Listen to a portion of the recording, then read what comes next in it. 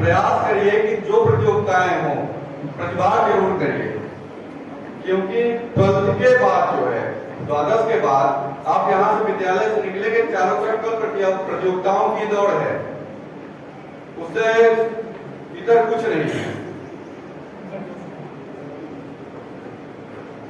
सबसे महत्वपूर्ण आपके लिए अभी क्या है, कोई बताए? कोई नहीं बोलेगा? शिक्षा।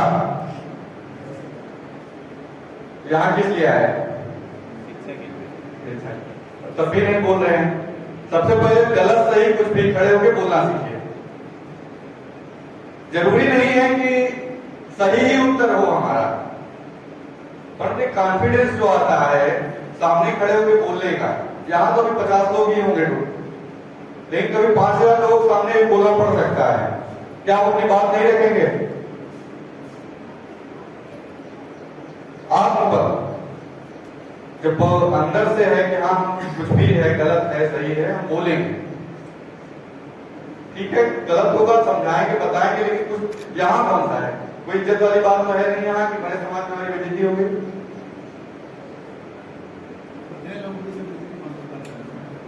इतने में अगर बेइज्जती महसूस हो रही है तो बहुत छोटी जगह है। आप एक तरह से मानिए कूप मंडूक हो गए हैं, कुएं के मेढक हो गए, इतना विद्यालय का परिवार है 2000-2500 लोगों का, इतने में हम सीमित हो गए। परंतु केवल इलाहाबाद की जनसंख्या देखी जाए तब, केवल उत्तर प्रदेश की जनसंख्या देखी जाए तब, या केवल भारत की जनसंख्या देखी जाए तब, भविष्य में आप सब में से कोई हो सकता है जो भारत का नेतृत्व कर सकता है, विश्व का नेतृत्व कर सकता है।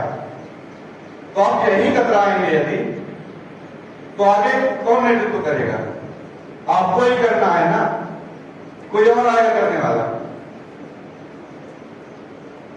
दूसरी चीज, इसमें लक्ष्य कितने लोगों ने निर्धारित एम है कि हमें डॉक्टर बनना है, इंजीनियर बनना है, लॉयर बनना है, या क्या करना है? कितने लोग एकदम फिक्स है कि हमको यही करना है, घर वाले कुछ बोले, पड़ोसी कुछ बोले, रिश्तेदार कुछ बोले, उससे हमसे मतलब नहीं है, यही करना है। पहली बार ऐसी संख्या देखने को मिली है, मैं बहुत विद्यालयों में गया हूँ, पूछा हूँ, लेकिन पहली बार कम बच्चों में इतनी ज्यादा संख्या मिल रही है जिनका लक्ष्य निर्धारित है। इसके लिए आप लोग बधाई के पात्र हैं, लेकिन अड़िग रहिएगा अपने लक्ष्य पे, और उस पे काम कैसे करना वो मैं बता देता हूँ। काम करने के लिए पहले जो भी लक्ष्य आपने निर्धारित किया है उस पर खुद से रिसर्च कीजिए, 2 दिन 4 दिन 6 दिन हफ्ते भर, कि उसकी डिमांड क्या है, मैं उसके विषय में क्या कर सकता हूं, मुझे क्या करना है। जैसे नीट का एग्जाम जिसको देना है, आप तो बायो वाले हैं कि मैथ वाले हैं? दोनों हैं, कॉमर्स वाले हैं। तो सीए देना है, जिसको सीए देना है तो सीए का सिलेबस तो पहले समझिए ना, 12th के पहले सिलेबस और उसकी डिमांड और उसके लिए 1 घंटे पर डे समय मिनिमम स्कूल की पढ़ाई के अतिरिक्त इतना निकालना जरूर शुरू करिए आप लोग। जिसको नीट देना है, जेई देना है, उसके लिए भी कम से कम 1 घंटे एक्स्ट्रा डेली निकालिए, सारी पढ़ाई कोचिंग स्कूल छोड़ने के बाद भी, और उसके रिवीजन और उसकी पढ़ाई के लिए, उसके सिलेबस के अकॉर्डिंग पढ़ाई के लिए ये जरूर करिए, क्योंकि भीड़ बहुत है। 10 लाख फॉर्म पढ़ते हैं तो 100 लोगों का 500 लोगों का सिलेक्शन होता है। उस 500 में यदि आना है तो 10 लाख से हट के हमको काम करना है, उसके लिए भी आप लोग काम करिए। और एक समाज में जो सबसे बड़ी बुराई इस समय व्याप्त हो रही है नशा की, और यही 10th to 12th वाली एज में, अभी इसी से मैं भी गुजर के आप साथ में लगे रहते हैं, देखता हूं, तो किसी विशेष को कभी कहने की जरूरत नहीं पड़ती, लेकिन आप लोग के आसपास भी रहते होंगे, कोई गुटखा खाने वाला होगा, कोई सिगरेट पीने वाला होगा, कोई उससे आगे का नशा करने वाला भी होगा। हो सकता है आप भी संगत में रहते हो, लेकिन उसका कोई प्रभाव नहीं आना चाहिए आप पे। देखते हैं हम कि संगत में रहेंगे, 6 महीने साल भर तो नहीं करेंगे, धीरे धीरे थोड़ा थोड़ा शुरू करते करते उसी रंग में वो भी रंग जाते हैं। अपना स्वयं के ऊपर नियंत्रण होना चाहिए। सब लोग आप नियंत्रित है ना स्वयं में, किसी दूसरे के बहकावे तो नहीं आएंगे कि मेरे मित्र हो तुम, मेरे साथ एक पैक जरूर लगा दो, क्योंकि एज यही है।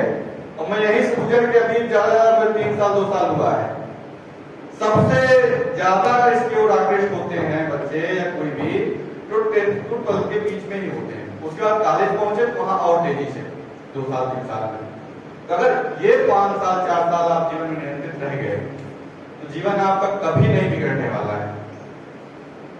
समय की सीमा देखिए 4 दिन है, तो 2 काम जरूर करिएगा, जीवन में नशा कभी नहीं करिएगा और लक्ष्य जो बनाए हैं उस पर निरंतर प्रयास करिए। और झिझकपन तो आपसे निकल जाना चाहिए। मैंने बता दिया है ना कि नेतृत्व कहाँ करना है। भारत और विश्व का नेतृत्व करना है। विद्यालय बहुत छोटी चीज है, एक छोटा सा परिवार है अपना, एक कुटुंब है, इससे बाहर निकल के हमको नेतृत्व करना है। आपके जैसे मैं भी यहीं बैठता था, वंदना करवाता था, तबला बजाता था, आज यहाँ खड़ा हूँ, आचार्य के बगल बैठ रहा हूँ, दीपाचन पुष्पाचन कर रहा हूँ। वो एक समय सपना लगता था कि हम भी कभी करेंगे क्या, हम भी कभी आचार्य के बगल में कुर्सी बैठेंगे क्या। तो आप भी वो कर सकते हैं, बस इच्छा होनी चाहिए करने की। धन्यवाद। जय हिंद।